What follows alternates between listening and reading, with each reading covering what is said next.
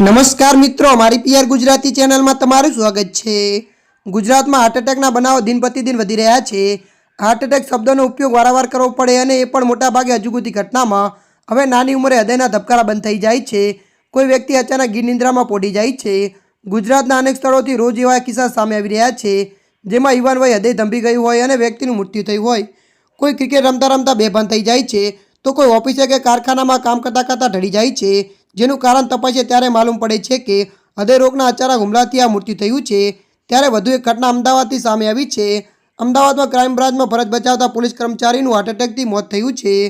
અમદાવાદમાં ક્રાઇમ બ્રાન્ચમાં ફરજ બજાવતા નરેશ ભટ્ટની નામના કોન્સ્ટેબલનું હાર્ટ એટેકથી મોત થયું છે। 3 મહિનાથી ક્રાઇમ બ્રાન્ચમાં ફરજ બજાવતા હતા।